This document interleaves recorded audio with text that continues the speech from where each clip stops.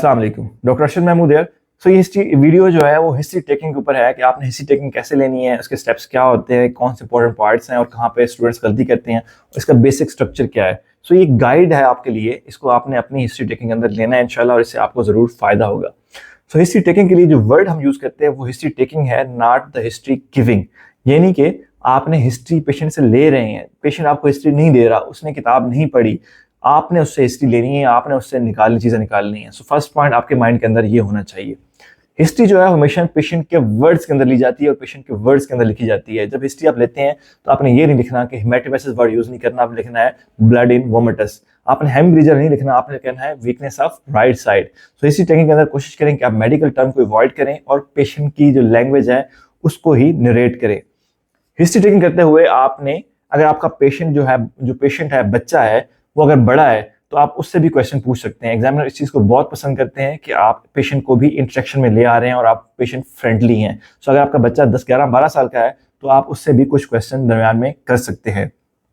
History start करने से पहले आप जो आपका हिस्टोरियन होता है उससे पूछते हैं कि आपका नाम क्या है, आपका रिलेशन क्या है बच्चे के साथ, आपका लेवल ऑफ एजुकेशन क्या है, और क्या आप उर्दू ज़बान के अंदर फेमिलियर हैं, आपको उर्दू ज़बान के अंदर कोई मसला तो नहीं है। हो सकता है वो पंजाबी हो, वो सराइकी हो, वो पश्तो जो भी हो, लेकिन वो उर्दू ज़बान के अंदर कंफर्टेबल है तो आपने उर्दू ज़बान को ही as a language of history taking use करना है।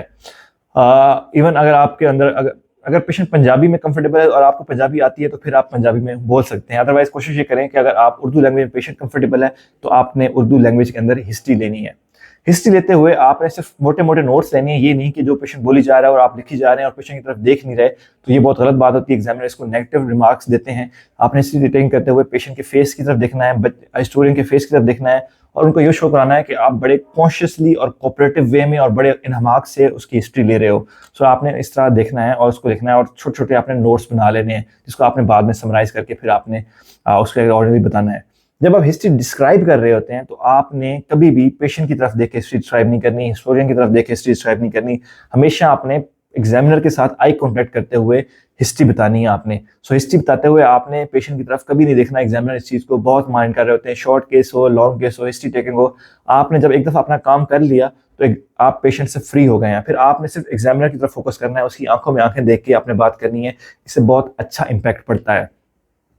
हिस्ट्री को हिस्ट्री टेकिंग आपने जैसे भी ले ली, आप हिस्ट्री जो है ना, आप हिस्ट्री मैच्योर हिस्ट्री होनी चाहिए। मैच्योर हिस्ट्री वो हिस्ट्री होती है जो किसी चीज़ की तरफ लीड करती है, वो किसी डायग्नोसिस की तरफ लीड करती है, वो डायग्नोसिस की कम्प्लिकेशन की तरफ लीड करती है, वो डायग्नोसिस के रिलेटिव चीज़ों की तरफ कंप्लीट करती है। ये ना हो कि जो पेशेंट बताई जा रहे हैं आप पूछी जा रहे हैं और दैट्स इट। ये हिस्ट्री कभी भी कामयाब हिस्ट्री नहीं होती, ये हिस्ट्री फेलियर वाली हिस्ट्री होती है। सो हिस्ट्री आपकी ऐसी होनी चाहिए जो एट द एंड आपको कोई रिजल्ट दे, आपको कोई डायग्नोसिस दे। अब हम हिस्ट्री के पॉइंट्स की बात कर लेते हैं कि हिस्ट्री में क्या स्टेप्स होते हैं। सो जब हिस्ट्री स्टार्ट करनी है, पहले मैंने बता दिया कि आपने पेशेंट के पास बैठना है, उससे सलाम दुआ करनी है, उससे पूछना है उसका लेवल ऑफ एजुकेशन क्या है, नाम क्या है, रिलेशन क्या है, फिर आपने पेशेंट की हिस्ट्री स्टार्ट करनी है। ठीक है, तो हिस्ट्री में सबसे इंपॉर्टेंट होता है, पहला पार्ट होता है बायोडाटा। उसमें आपने पूछना है पेशेंट का नाम क्या है, उसका फादर नेम क्या है, उसका एज क्या है पेशेंट की, उनकी रेजिडेंस क्या है, वो कहाँ से बिलोंग करते हैं, और वो एडमिटेड हैं या ओपीडी के पेशेंट हैं, और वो अगर एडमिटेड हैं तो इमरजेंसी से एडमिट हुए हैं या ओपीडी से एडमिट हुए हैं। इमरजेंसी का एडमिशन डेफिनेटली एक एक्यूट केस होता है और ओपीडी का एडमिशन एक वो कोल्ड केस होता है। सो एडमिशन का कितने से एडमिशन है ये भी आपने देख लेना है। तो फर्स्ट स्टेप हमारा होता है बायोडाटा। सेकंड पार्ट हमारा होता है प्रेजेंटिंग कंप्लेंट। ये हिस्ट्री की जान होती है। अगर हिस्ट्री में कोई एक पार्ट जिसपे आप डायग्नोसिस बना सकते हैं तो वो प्रेजेंटिंग कंप्लेंट होता है। सपोज मैं एक पेशेंट की प्रेजेंटिंग कंप्लेंट लिखता हूँ, weakness of right side of body from last 2 days, facial deviation towards the left side from last 2 days। Diagnosis क्या है, आप यहीं से डायग्नोस पेशेंट कर सकते हैं कि पेशेंट को राइट साइडेड अनक्रॉस्ड हेमिप्लीजिया या राइट साइडेड वो अनक्रॉस्ड हेमिप्लीजिया हो गया, हो सकता है पेशेंट को लेफ्ट साइडेड स्ट्रोक हुआ हो। Patient presented with the walking difficulty with retention of urine and loss of sensation in the lower limb from last 3 days। Diagnosis क्या है, आप यहीं बता सकते हैं कि पेशेंट को कोई कॉर्ड लियन है, मोस्ट लाइकली ट्रांसोस्मोलाइटिस है। ठीक है, तो आपने हिस्ट्री जब आप लेंगे तो आपको डेफिनेटली जब प्रेजेंटिंग कंप्लेंट आप बताएंगे तो प्रेजेंटिंग कंप्लेंट आपकी ऐसी होनी चाहिए जो कि आपको डायग्नोसिस की तरफ लीड के जानी है। प्रेजेंटिंग कंप्लेंट आपने वो रखनी है जो आपके डायग्नोसिस से मुताबिक रखती हो। सबसे इंपॉर्टेंट पॉइंट प्रेजेंटिंग कंप्लेंट को है। एग्जामिनर इन्हीं को सुन रहा होता है और इन्हीं पे आपका डायग्नोसिस बनता है। प्रेजेंटिंग कंप्लेंट जब आपकी एक से ज्यादा होती है तो आपने उससे क्रोनोलॉजिकल आर्डर में लिखना है। क्रोनोलॉजिकल आर्डर का मतलब ये है कि जो सबसे आपकी पुरानी कंप्लेंट है सबसे उसको आपने ऊपर रखना है। सपोज अगर पेशेंट को हेडेक है फ्रॉम लास्ट 30 days, तो सबसे पहले आपने हेडेक रखना है। फीवर है फ्रॉम लास्ट 30 days, उसके साथ रखना है आपने अगर उसको फिट्स हो रहे हैं 2 डेज से तो आपने उसको नीचे रखना है। सो हेडेक 30 डेज से, फीवर 30 डेज से, फिट्स 2 डेज से। सो क्रोनोलॉजिकल ऑर्डर ये होता है कि जो सबसे पुरानी कंप्लेंट होती है सबसे उसको अपने टॉप पे रखना है और जो नई कंप्लेंट होती है उसको अपने नीचे रखना है। सो ये आपकी थी प्रेजेंटिंग कंप्लेंट। इसके बाद हमारा होता है HOPI, that is history of presenting illness. So history of presenting illness के डिफरेंट पार्ट्स होते हैं। अच्छा, इसमें इंपॉर्टेंट ये है कि 2 तरह के हमारे पेशेंट्स होते हैं। एक पेशेंट वो होता है जो फर्स्ट टाइम प्रेजेंट कर रहा होता है और एक पेशेंट ये होता है कि जो हमारा क्रोनिक केस होता है, जो पहले से डायग्नोज केस होता है वो होता है। दोनों की हिस्ट्री थोड़ी सी डिफरेंट होती है। सबसे पहले हम बात कर लेते हैं कि एक पेशेंट जो आपके पास फर्स्ट टाइम आया है उसकी आपने हिस्ट्री कैसे लेनी है। तो जो पेशेंट फर्स्ट टाइम आपके पास आता है डेफिनेटली उसकी हिस्ट्री आसान होती है। सपोज हम नेफ्रोटिक के पेशेंट केस को लेते हैं। तो प्रेजेंटिंग कंप्लेंट मेरे नेफ्रोटिक केस में होंगी generalised body swelling from last 5 days, ठीक है। तो ये प्रेजेंटिंग कंप्लेंट्स पेशेंट की होंगी। इस सिनेरियो में HOPI में सबसे पहले मेरा काम ये होगा कि मैंने प्रेजेंटिंग कंप्लेंट की डिटेल में जाना है और देखना है कि प्रेजेंटिंग कंप्लेंट की वजह क्या है। सबसे पहले मैं देखूंगा प्रेजेंटिंग कंप्लेंट मेरी है क्या। मेरी प्रेजेंटिंग कंप्लेंट है जनरलाइज्ड बॉडी स्वेलिंग। तो मैं सोचूंगा कि जनरलाइज्ड बॉडी स्वेलिंग किस सिस्टम में आ सकती है। देखूंगा कि ये आ सकती है किडनी की वजह से भी आ सकती है, ये लिवर की वजह से भी आ सकती है, ये हार्ट की वजह से भी आ सकती है, ये गट की वजह से भी आ सकती है जब प्रोटीन लूजिंग एंटेरोपैथी, और ये मेलन्यूट्रिशन की वजह से भी आ सकती है। सो इस पॉइंट ऑफ व्यू से मैं हिस्ट्री लूंगा और पूछूंगा कि पेशेंट के अंदर सिम्टम्स क्या है। अगर तो मेरी हिस्ट्री के अंदर सिम्टम्स ये सिर्फ ये थी कि जनरलाइज्ड बॉडी स्वेलिंग है, पेशेंट को कोई चीफ कंप्लेंट के अंदर पेशेंट की कोई सिम्टम ऐसा नहीं था कि पेशेंट को कोई डिस्ट्रेस है, पेशेंट का कोई जॉइंटिस है, पेशेंट को कोई मेलन्यूट्रिशन की कोई हिस्ट्री है, तो मेरा टिपिकली यहीं से पता चल जाएगा कि पेशेंट को जो है वो कोई रीनल इशू है। रीनल में पेशेंट को कोई नेफ्रोटिक सिंड्रोम हो सकता है, AGN हो सकता है या CKD हो सकता है। सो कंप्लेंट क्योंकि पेशेंट की एक्यूट है फ्रॉम लास्ट 5 डेज से, पेशेंट को कोई साथ में डिस्ट्रेस नहीं है, पेशेंट को कोई एजोटीमिया हाइपरटेंशन की कंप्लेंट नहीं है, कोई हेडेक नहीं है, तो मोस्ट लाइकली केस पेशेंट का नेफ्रोटिक है। सो यहीं से मेरा माइंड बन जाता है। लेकिन फिर भी मैंने इसको सारी चीज़ों को रूल आउट करना है। सो मैं डिटेल सबसे पहले पूछूंगा स्वेलिंग की, स्वेलिंग कहाँ से स्टार्ट हुई है।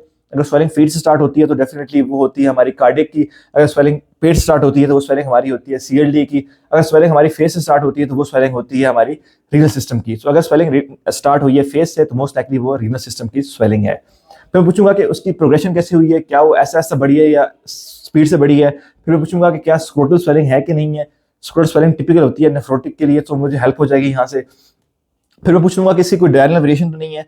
सो नेफ्रोटिक के केस में आपकी डायरनल वेरिएशन होती है कि स्वेलिंग आपकी मॉर्निंग के टाइम पे ज्यादा होती है और शाम कम हो जाती है। तो आपने इससे आप चीजें आपने स्वेलिंग की डिटेल पूछ लेनी है। फिर आपने उसके एसोसिएटेड पूछना है, तो आपने सारी चीजें पूछ लेनी है। किडनी सिस्टम की आपने पूछना है कि आपको डिस्यूरिया यानी पेनफुल मिक्चुरेशन तो नहीं है, बनने मिक्चुरेशन तो नहीं है, यूरिन में कोई ब्लड तो नहीं आ रहा, यूरिन में पस तो नहीं आ रही, फ्लैंक पेन तो नहीं है। तो इस तरह आप रीनल सिस्टम को सारा पूछ लोगे। फिर आप CLD के सोचा है आपने तो उस पर पूछ लोगे आप पेशेंट को कोई जॉइंटिस तो नहीं है। उसके साथ आपने जो है उसका जो है वो स्टूल कलर पूछ लोगे। इस तरह तो आपने CLD के लिहाज से चीज़ें पूछ ली, आपने ब्लड ट्रांसफ्यूजन का पूछ लिया, आपने रिसेंट सर्जरी का पूछ लिया। तो आप CLD के लिहाज से क्वेश्चन पूछ लोगे। आप कार्डियक के लिहाज से क्वेश्चन पूछ लोगे कि पेशेंट को कहीं साथ में ऑर्थोपनिया तो नहीं है, प्रोक्सिमल डिस्टेंस तो नहीं है। ऑर्थोपनिया ये है कि पेशेंट रात को सांस खराब होकर बैठ तो नहीं जाता, उसका सांस तेज तो नहीं होता, उसको धड़कन तेज तो नहीं होती। तो ये सारी चीजें आपने पूछ लेनी है from the point of CCF, that is congestive cardiac failure. Malnutrition के पॉइंट ऑफ व्यू से आपने पूछ लेना है कि पेशेंट की न्यूट्रिशन हिस्ट्री कैसी है, और आपने प्रोटीन लूजिंग एंटेरोपैथी के लिहाज से पूछ लेना है कि पेशेंट को कहीं क्रोनिक डायरिया तो नहीं रहा। तो इस तरह आपकी ये हिस्ट्री स्वेलिंग की कंप्लीट हो जाती है। जब इस हिस्ट्री में आपने बना लिया कि पेशेंट को नेफ्रोटिक सिंड्रोम है, तो फिर इस सारे के बाद आपने नेक्स्ट जो पॉइंट होता है हमारा कि वो जनरल सिम्टम को देखना है। उसमें क्या होता है हमारा वेट, स्लीप और हमारी डाइट, ठीक है। ये पूछना है आपने कि पेशेंट की स्लीप तो इफेक्ट नहीं हुई, क्या डाइट तो इफेक्ट नहीं हुई, क्या वजन तो कम नहीं हुआ। इस केस के अंदर हमारा रेलेवेंट वेट होता है, क्या पेशेंट का इस दौरान वेट तो गेन नहीं हुआ, डेफिनेटली इस पेशेंट का वेट गेन हुआ है, तो आपने वो डॉक्यूमेंट कर लेना है। इसके बाद होता है हमारा थर्ड स्टेप होता है सिस्टमिक इंक्वायरी। आपने सारे सिस्टम को 1 बाय 1 देखना है, लेकिन सिस्टम को इस तरह देखना है कि आपने उसकी चीफ कंप्लेंट के लिहाज से देखना है। चीफ कंप्लेंट है जनरलाइज स्वेलिंग, सो उस पार्ट से हमने हर सिस्टम को देखना है। कार्डियो का मैं पहले कर चुका हूँ, CLD का पहले कर चुका हूँ, गट का पहले कर चुका हूँ। हाँ, रूमेटोलॉजी का अपन पूछ लेना है कि पेशेंट को कहीं कोई SLE के सिम्टम तो नहीं आ रहे, SLE के अंदर भी नेफ्राइटिस होता है तो वो हो सकता है। इस तरह आपने उस अपनी चीफ कंप्लेंट के साथ से सारे सिस्टम की इंक्वायरी पूछ लेनी है। इस सब के बाद आपका कुछ ना कुछ डायग्नोसिस बन जाता है। सपोज यहाँ पे मैंने डायग्नोसिस बनाया, मेरा डायग्नोसिस है नेफ्रोटिक सिंड्रोम का। सो मैंने पूछ लेना है पेशेंट को नेफ्रोटिक सिंड्रोम के लिहाज से उसकी कॉम्प्लिकेशंस। सो पेशेंट से पूछ लूंगा कि भाई आपको इस दौरान कोई इन्फेक्शन तो नहीं हुए, लाइक निमोनिया, UTI। मैं पूछ लूंगा पेशेंट को कि कहीं DVT के पॉइंट ऑफ व्यू से पूछ लूंगा पेशेंट को कहीं लेग पे स्वेलिंग तो नहीं हुई। मैं पूछ लूंगा पेशेंट को कहीं कोई इसका जो है स्क्रोटल स्वेलिंग तो नहीं है, स्क्रोटल एडिमा तो नहीं है, स्क्रोटल अल्सर तो नहीं है। तो इस तरह मैं उस बीमारी की कॉम्प्लिकेशंस पूछ लूंगा, ठीक है, यहाँ पे ही पूछ लूंगा, ठीक है। तो इस तरह मेरा एक स्टेप कंप्लीट हो गया। फिर मैं पूछूंगा कि आपका ड्यूरिंग एडमिशन क्या कोर्स रहा है, क्या कोई इन्वेस्टिगेशन हुई है कि नहीं हुई, उन इन्वेस्टिगेशन के रिजल्ट क्या आए थे, और फिर ट्रीटमेंट क्या शुरू हुआ है और उन ट्रीटमेंट का रिस्पॉन्स कैसे आया। नेफ्रोटिक में पूछूंगा कि पेशेंट आपका कोई पेशाब का टेस्ट तो नहीं हुआ, उसमें क्या रिजल्ट आया था इसका, ठीक है। तो इसके अकॉर्डिंगली अगर पेशेंट मुझे बता रहा है तो मैंने डॉक्यूमेंट करते जानी है। ट्रीटमेंट को पूछूंगा, अगर ट्रीटमेंट को पेशेंट स्पेसिफिकली बताता है तो मैं उसको डॉक्यूमेंट कर दूंगा। क्या पेशाब पावर दवाइयाँ तो नहीं दी गई, क्या पेशेंट को कोई महंगा इंजेक्शन यानी गाढ़ा इंजेक्शन पीले रंग का लगाया गया, मैं एल्ब्यूमिन का पूछ लूंगा कि एल्ब्यूमिन तो नहीं लगा उसको, तो इस तरह पूछ लूंगा। हाँ, मेडिकेशन में आपने कोई ब्रांड नेम यूज नहीं करने, आपने ये नहीं बोलना फिरोसामाइड, अगर पेशेंट को बोलता है लेसिस का इंजेक्शन लगा तो आपने ये नहीं बोलना, आपने बोलना है फिरोसामाइड कोई टीका लगा था इसको। ट्रीटमेंट के बाद आपने पूछना है कम्प्लीकेशन ऑफ ट्रीटमेंट, पूछ सकते हैं कि जब पेशेंट को एल्ब्यूमिन लगा था तो उससे कोई रिएक्शन तो नहीं हुआ, क्या पेशेंट को जब ब्लड लगा था उससे रिएक्शन तो नहीं हुआ, तो आपने यहाँ पे पूछ लेना। तो आपने इन्वेस्टिगेशन पूछ ली, उसका रिजल्ट पूछ लिया, ट्रीटमेंट पूछ ली, उसका रिजल्ट पूछ लिया और ट्रीटमेंट के साइड इफेक्ट पूछ लिए, और आपने इंप्रूवमेंट पूछ लेनी है कि पेशेंट की इंप्रूवमेंट कैसे आई है, क्या उसके रिजल्ट बेहतर हुए हैं, क्या उसकी स्वेलिंग कम हुई है कि नहीं। तो इस तरह आपका ये स्टेप कंप्लीट हो जाता है। उसके बाद जो लास्ट स्टेप होता है वो इस HOPI के अंदर वो होता है पेशेंट की नॉलेज अबाउट डिजीज। तो आपने पूछ लेना पेशेंट से कि भाई आपको बीमारी के बारे में क्या पता है, क्या बीमारी है, क्या ट्रीटमेंट होना है और इसका रिजल्ट क्या होगा। वो बताएगा कि उसको क्या मसला है, इसका रिजल्ट क्या होता है और इसका प्रोग्नोसिस क्या है। सो ये चीज़ें आपने जरूर पूछनी है, ये HOPI का लास्ट स्टेटमेंट होती है। अब दूसरी तरफ अगर आपका पेशेंट कोई ऐसा पेशेंट होता है जो कि नॉन केस होता है तो उस सूरत में थोड़ी सी आपकी हिस्ट्री डिफरेंट होती है। उसमें आप क्वेश्चन ये पूछा जाता है कि भाई नॉन केस का पेशेंट, सपोज एक नेफ्रोटिक सिंड्रोम का पेशेंट है, अब वो रिलैप्स के साथ आया, तो आपने हम कैसे जाएं कि हम पेशेंट से कैसे उगलवाएं कि वो नॉन केस है पहले से। तो आप उसका रूल लिया कि आपने पेशेंट से पूछना है कि भाई आपको क्या मसला है, पेशेंट बच्चे को क्या मसला है। वो बोलेगा कि इसको भाई 5 दिन से स्वेलिंग है। तो आपने पूछना है कि क्या 5 दिन से पहले बच्चा आपका बिल्कुल नॉर्मल था, क्या उससे पहले बच्चे को कभी कोई मसला नहीं हुआ। तो पेशेंट डेफिनेटली उसमें बोलेगा कि भाई इसको वो 5 माह पहले भी स्वेलिंग हुई थी। तो उस सूरत में फिर आपने बैक हिस्ट्री पे चल जाना है और पेशेंट को डायग्नोज करना है कि वो पहले से नेफ्रोटिक सिंड्रोम का नोन केस है। तो इसका तरीका ये होता है कि इस तरह आपने पेशेंट से गुलवाना है कि पेशेंट को बैक डेट में जाके पेशेंट से गुलवाना है कि क्या उसकी कंप्लेंट एक्यूट है या फिर क्रोनिक है। तो इस तरह आपने इसको फाइनल लोकलाइज करना है हिस्ट्री के पॉइंट ऑफ व्यू से। सो अगर आपका पेशेंट इस तरह का आता है जो रिलैप्स के साथ नेफ्रोटिक सिंड्रोम का पेशेंट है या कोई रूमेटिक हार्ट डिजीज का पेशेंट है, जब रिकेट्स के साथ आया है, तो उस सिनेरियो में आपने जो एक्यूट प्रेजेंटेशन अभी उसकी डिटेल में इसलिए लेनी है। सपोज अभी एक्यूटली अगर वो रिलैप्स के साथ आया तो आपने पूछना है कि अभी स्वेलिंग क्या है और सारी हिस्ट्री आपने वही स्वेलिंग की सारी लेनी है और उसको लेबल करना है। अब अक्सर एक क्वेश्चन स्टूडेंट करते हैं कि भाई हमने क्या पेशेंट को बोलना है कि वो नॉन केस है या नहीं बोलना। सो अगर आपका पेशेंट प्रीवियसली एडमिट हुआ है किसी टर्शियरी केयर हॉस्पिटल के अंदर, ठीक है, और वहां पे पेशेंट को श्योर है कि वो किसी अलाइड हॉस्पिटल फैसलाबाद में एडमिट हुआ है, वो टीचिंग हॉस्पिटल न्यू हॉस्पिटल में दाखिल हुआ है, तो उस में डेफिनेटली अगर वहां पे वर्क हुआ है और उसको डायग्नोसिस का पता है तो आपने लेबल करना है कि patient was diagnosed in tertiary care hospital. So आपने बोलना है कि when was diagnosed, where was diagnosed and on what investigation patient was diagnosed. So आपने बोलना है कि पेशेंट डायग्नोज हुआ था टर्शियरी केयर हॉस्पिटल में, उस टाइम टेस्ट क्या हुआ था, यूरिन के टेस्ट हुए थे, और उस टाइम फिर इन्वेस्टिगेशन का ये रिजल्ट आया था और उस टाइम ये ट्रीटमेंट स्टार्ट हुआ था। सो ये चीजें आपने बोलनी है। अब कुछ एग्जामिनर कहते हैं कि जब आपने एक पेशेंट को डायग्नोज किसी ने कर लिया तो आपने उसके डायग्नोसिस पर रिलाई नहीं करना, आपने दोबारा उसका डायग्नोसिस एस्टेब्लिश करना है। तो उसके लिए यही रूल है कि आप पेशेंट से जो है बैक डेट में जाके 2-4 सिस्टम में क्वेश्चन पूछ लो। सपोज एक नेफ्रोटिक पेशेंट अगर आपके पास आता है तो उस आपके रेलेवेंट आप चीजें आप उसको CLD के 2-3 क्वेश्चन पूछ लो, आप उसको CCF के 2-3 क्वेश्चन पूछ लो, आप उसके मेलन्यूट्रिशन और प्लूटिनिन लूजिंग एंटेरोपैथी जो हमारे डिफरेंशियल कॉमन होते हैं नेफ्रोटिक के, उसके 2-3 क्वेश्चन पूछ लो। इस तरह आपका वो डिफरेंशियल कंफर्म हो जाएगा। सो अगर एग्जामिनर आपसे पूछता है कि आपने रीएवैल्यूएट क्यों नहीं किया डायग्नोसिस को, तो आप बता सकते हैं कि मैंने रीएवैल्यूएट किया है और इस तरह मेरा डायग्नोसिस हुआ है। नॉन केस में आपने इंपॉर्टेंट चीजें जो और पूछनी है, आपने पूछना है कंप्लायंस कैसा पेशेंट का रहा है, फॉलोअप कैसा रहा है और उसका जो है वो रिस्पांस ट्रीटमेंट कैसा रहा है। तो ये चीजें आपने अगर non patient previously non case आपने पूछना है कि आप क्या कितने अरसे बाद चेक करवाते रहे, ट्रीटमेंट आप प्रॉपरली लेते रहे कि नहीं लेते रहे, और ट्रीटमेंट का रिस्पांस कैसे आता रहा है। ठीक है, तो आपने एस्टैब्लिश करना है। अगर नेफ्रोटिक का केस है तो आपने एस्टैब्लिश करना है कि पेशेंट क्या फ्रीक्वेंट रिलैप्सर था, इनफ्रीक्वेंट रिलैप्सर था, स्टीरॉइड रेजिस्टेंट था या स्टीरॉइड रिस्पॉन्सिव था। सो आपने ये सारी चीजें वहीं पे ही एस्टैब्लिश करनी है। सो ये सारा आपका HOPI है। इसके बाद आपने पेशेंट से पूछना है उसकी फैमिली हिस्ट्री में अगर तो पेशेंट की कोई ऐसी डिजीज है जो इनहेरिटेड है, सपोज विल्सन डिजीज है, उसके अंदर फैमिली हिस्ट्री बहुत इंपॉर्टेंट है। आपने 2 कैटेगरीज तक पूछना है और पूछना है किसी और सिबलिंग में कोई मसला है या नहीं है। उसके बाद आपने पूछनी है उसकी बर्थ हिस्ट्री। डेफिनेटली अगर पेशेंट कोई पेशेंट CP है या डेवलपमेंट डिलेड है तो उसके अंदर बर्थ हिस्ट्री बहुत इंपॉर्टेंट होती है। आपने उसको एंटीनेटल, नेटल और पोस्ट नेटल तीनों हिस्ट्रियां लेनी है। लेकिन अगर आपका पेशेंट कोई ऐसा पेशेंट है जिसके अंदर बर्थ हिस्ट्री इतनी इंपॉर्टेंट नहीं है तो उसमें सिंपल आप पूछ सकते हैं कि पेशेंट चलना कब शुरू किया था, और पेशेंट पूछ सकते हैं कि पेशेंट अभी किस क्लास में है। सपोज एक 10 साल का बच्चा है और सेकंड या थर्ड ग्रेड के अंदर है तो डेफिनेटली वो नॉर्मल है, तो आपने बस इतना पूछ लेना, स्कूलिंग उसकी पूछ लेनी है। इसके बाद हम उसकी वैक्सीनेशन पूछते हैं और पूछते हैं कि वैक्सीनेशन कैसी बच्चे की है। तो अगर पेशेंट वैक्सीनेटेड है एज पर EPI तो आपने बोलना है patient is vaccinated as per EPI, क्योंकि उसको कोई एडिशनल वैक्सीन नहीं लगी। ठीक है, तो आपने ये बोलना है, ऐसे नहीं बोलना कि patient is vaccinated as per EPI, तो आपने ये वर्ड जरूर बोलना है।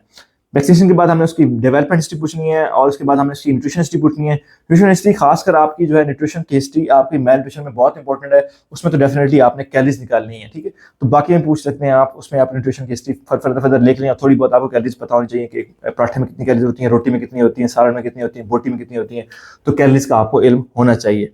इसके बाद आपने उससे कॉन्टैक्ट हिस्ट्री जरूर पूछनी है। यहाँ पे कॉन्टैक्ट हिस्ट्री में पूछना है आपने कि कुछ अगर डिप्थीरिया का पोस्ट न्यूरोपैथी का केस है, अगर सपोज उसको वीकनेस आ रही है तो हमने सस्पेक्ट कर रहे हैं कि उसको पोस्ट न्यूरोपैथी नहीं हो सकती, तो उसमें आप डिप्थीरिया की हिस्ट्री जरूर लेंगे, आपका कॉन्टैक्ट हो जाएगा। टीबी कॉन्टैक्ट है, इस तरह टाइफाइड की हिस्ट्री है, तो इन सारी हिस्ट्रियों के अंदर आपने कॉन्टैक्ट हिस्ट्री जरूर लेनी है। हेपेटाइटिस ए की कॉन्टैक्ट हिस्ट्री होती है, तो वैरिसिला की कॉन्टैक्ट हिस्ट्री होती है, सारे केसेस में अंदर आपने कॉन्टैक्ट हिस्ट्री डिटेल में लेनी है। एलर्जी की हिस्ट्री आपने लेनी है आपने कि पेशेंट को प्रीवियसली कोई ड्रग या फूड एलर्जी तो नहीं है, तो ये भी इंपॉर्टेंट पार्ट होता है। सोशल इकोनॉमिक हिस्ट्री आपने लेनी है कि पेशेंट के फादर क्या काम करते हैं और उनकी अर्निंग कितनी है और कितने लोग उस पर डिपेंडेंट हैं, ठीक है। कुछ केसेस ऐसे होते हैं जैसा कि इन्फेक्शियस डिजीज है, जैसा कि टीबी हो गया, एंटेरिक फीवर हो गया, या फिर कुछ डिजीज ऐसी होती हैं जैसा कि रोमैटिक हार्ट डिजीज है, उसके अंदर कंजेशन की वजह से डिजीज का इंसिडेंस बढ़ जाता है। तो आपने पूछना है कि आप कितने लोग एक कमरे के अंदर रह रहे हैं। बहुत ज्यादा ये पूछना कि कच्चा घर है, पक्का घर है, कितने वॉशरूम है, ये अनरेलेवेंट हो जाता है और एग्जामिनर इस चीज को माइंड करते हैं, आपने ये नहीं पूछना। इसके बाद हम आ जाते हैं impact of disease on patient, on the siblings and on the parents and on, आपने जरूर पूछना है। ये आखिरी पार्ट होता है हिस्ट्री टेकिंग का, सो ये बहुत जरूरी है। अक्सर लोग इसको मिस कर जाते हैं। हमें पूछना है कि बच्चा जो है बीमार होने के बाद क्या वो स्कूलिंग उसकी नॉर्मल है कि नहीं, क्या वो खेल कूद नॉर्मल है कि नहीं, क्या उसका बच्चों के भाइयों बहनों के साथ बर्ताव ठीक है कि नहीं। तो ये इम्पैक्ट है डिजीज ऑन द पेशेंट का। फिर आपने पूछना है impact of disease on the sibs, वो क्या है, क्या पेशेंट के भाई क्या बच्चे के बीमार होने की वजह से क्या वो इफेक्ट तो नहीं हो रहे।